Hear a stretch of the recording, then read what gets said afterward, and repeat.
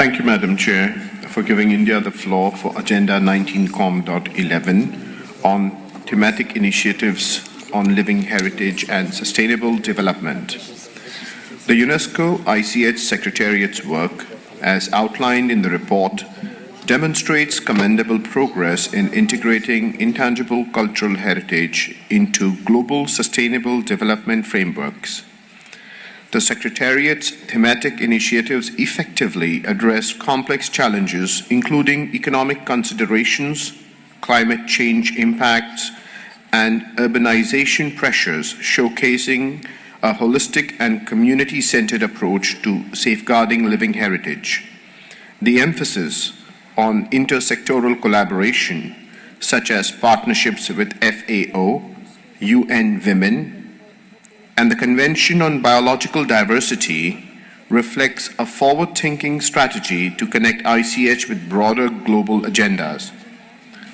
Additionally, the capacity-building initiatives tailored to toolkits and policy frameworks are practical steps that empower communities to navigate economic, environmental, and social complexities.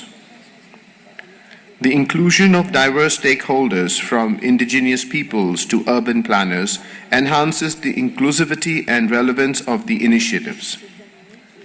However, there are a few areas that warrant attention. 1. Enhanced community engagement. Strengthen mechanisms for grassroots participation to ensure that the voices of heritage barriers are central to decision-making. 2. Digital and artificial intelligence integration. Expand on the preliminary work with AI by creating guidelines that address ethical concerns and accessibility, ensuring technology benefits heritage without exploitation. 3. Robust monitoring. Develop comprehensive metrics to track the impact of these initiatives, particularly regarding equitable economic benefits and climate resilience.